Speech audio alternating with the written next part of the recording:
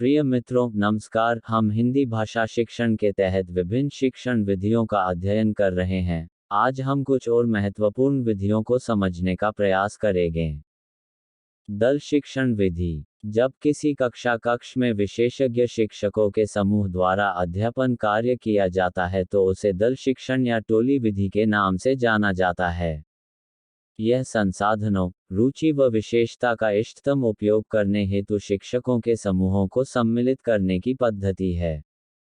David वारविक के अनुसार, टोली शिक्षण व्यवस्था का एक स्वरूप है, जिसमें कई शिक्षक अपने स्रोतों, अभिरुचियों तथा दक्षताओं को एकत्रित करते हैं और छात्रों की आवश्यकताओं के अनुसार शिक्षकों की एक टोली द्वारा प्रस्तुत किया जाता है। वे विद्यालय की सुविधाओं का समुचित उपयोग करते हैं। प्रो कार्लो ऑल्सन महोदय के अनुसार, अतिरिक्त ज्ञान एवं कौशल से युक्त 2-3 अध्यापक परस्पर सहयोग से किसी शीर्षक की शिक्षण योजना का निर्माण करते हैं एवं एक ही समय में छात्र समूह को पढ़ाते हैं, तब वह विधि दल शिक्षण विधि कहलाती है। जे पी पुरोहित के अनुसार, दल शिक्षण विधि अध्यापक की आधुनिक तकनीक है। इस विधि में 2 या 2 से अधिक अध्यापक मिलकर नियमित रूप से किसी कक्षा की अध्ययन संबंधी योजना बनाते हैं, उसे क्रियान्वित करते हैं तथा उसका मूल्यांकन करते हैं।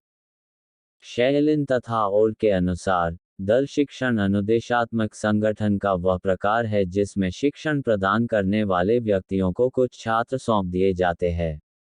शिक्षण प्रदान करने वालों की संख्या 2 या उससे अधिक होती है जिन्हें शिक्षण का दायित्व सौंपा जाता है। वे एक ही छात्र समूह को संपूर्ण विषय वस्तु या उसके किसी महत्वपूर्ण अंग का एक साथ शिक्षण कार्य करते हैं।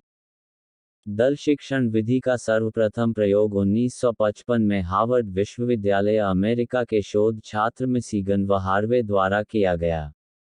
इसका प्रयोग द्वितीय विश्वयुद्ध में सेना प्रशिक्षण के लिए किया गया था। उच्च कक्षाओं के लिए उपयुक्त इस विधि में शिक्षण अधिगम को प्रभावशाली बनाना, सहकारिता की भावना विकसित करना, अनुशासन, अभिव्यक्ति, कक्षा नियंत्रण, समस्या निराकरण, उत्साहवर्धन, सहयोगी शिक्षा को बढ़ाना, खुली चर्चा, स्वाध्याय, लचीलापन इत्यादि उद्देश्य होते हैं। समय, धन और श्रम का सदुपयोग होता है। सीमित संसाधनों में सर्वाधिक उपयुक्त हैं। दल शिक्षण विधि के 3 सोपान योजना, व्यवस्था और मूल्यांकन होते हैं। इसकी योजना बनाने के लिए विषय का निर्धारण, उद्देश्यों का निर्धारण, अपेक्षितगत व्यवहारगत परिवर्तनों का लेखन, छात्रों के पूर्व ज्ञान का परीक्षण, शिक्षकों को योग्यता एवं कुशलता के अनुसार कार्य वितरण, छात्रों की उपलब्धि का मूल्यांकन करने जैसे बिंदुओं का ध्यान रखा जाता है। इकाई विधि। इसके जनक H.C. मॉरिसन माने जाते हैं। शिक्षा के क्षेत्र में इसका प्रयोग 1920 में हुआ था। यह गेस्टाल्टवाद के सिद्धांत पर आधारित है, अतः पूर्ण से अंश के सिद्धांत पर चलती है। इसमें पाठ्यक्रम को खंडों में बांटकर संपूर्ण पाठ्यक्रम का अध्ययन किया जाता है। माध्यमिक स्तर पर उपयुक्त हर्बर्ट की पंचपदी विधि का आधुनिक रूप है। यह समस्या और योजना विधि का संयुक्त रूप है।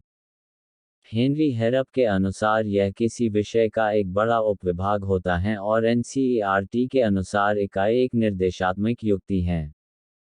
थॉमस ए रिस्क के अनुसार इकाई विधि समस्या या योजना से संबंध जोड़ने वाली क्रियाओं की समग्रता या एकता को प्रकट करती हैं। रिस्क के अनुसार इकाई के 2 रूप होते हैं। विषय वस्तु आधारित इकाई जिसमें प्रकरण, सामान्यीकरण और वातावरणीय इकाइयां आती हैं। अनुभव आधारित इकाई जिसमें रुचि, प्रयोजन और आवश्यकता आधारित इकाइयां आती हैं। मॉरिसन के अनुसार इकाई संगठित विज्ञान, कला और आचरण का व्यापक व महत्वपूर्ण अंग होती हैं। इकाई विधि के 5 सोपान होते हैं, यथा पूर्व ज्ञान की खोज, प्रस्तुतिकरण, आत्मीकरण, व्यवस्था और मूल्यांकन या आदर्श वाचन। आत्मीकरण के तहत छात्र विषय वस्तु का गहन अध्ययन पुस्तकालय या प्रयोगशाला की सहायता से करते हैं।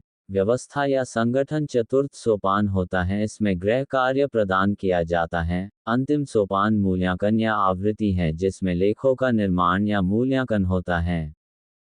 इकाई विधि से विषय वस्तु का वर्गीकरण व क्रमायोजन, स्पष्ट उद्देश्य, व्यवहार परिवर्तन, वास्तविकता से परिचय, सहयोग, नेतृत्व, अनुशासन, क्रियाशीलता, रोचकता, जन वातावरण, संज्ञानात्मक उद्देश्यों की पूर्ति होती है, इसमें क्रमबद्धता व पाठ्य पुस्तक का अभाव रहता है। प्रत्यक्ष विधि। बीपी बोकिल ने अपनी पुस्तक a new approach to Sanskrit में इसका वर्णन किया है। प्रत्यक्ष विधि को सुगम विधि, समात्र विधि, प्राकृतिक विधि, निर्बाध विधि, नवीन विधि, वार्तालाप विधि के नाम से भी जाना जाता है। इस विधि में बालक की जो मातृभाषा होती है उसे बिना मध्यस्थ बनाए उसे अन्य भाषा सिखाई जाती है, अर्थात मातृभाषा की सहायता नहीं लेकर, बल्कि विद्यार्थी को सीधे बार बार मौखिक एवं लिखित अभ्यास द्वारा नई भाषा सिखाई जाती है। इसमें क्षेत्रीय भाषा का प्रयोग भी नहीं किया जाता है।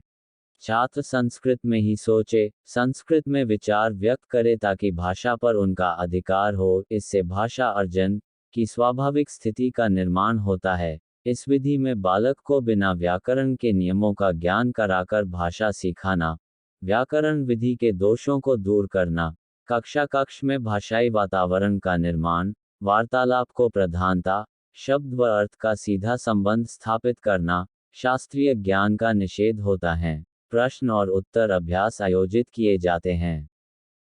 यह मेधावी छात्रों के लिए है। मौखिक भाषा शिक्षण की प्रत्यक्ष विधि भाषण है। साथियों, आज हमने कुछ शिक्षण विधियों को जानने का प्रयास किया है। आप हमसे टेलीग्राम पर जुड़ सकते हैं। सर्च करें उपकार क्लासेज जोधपुर।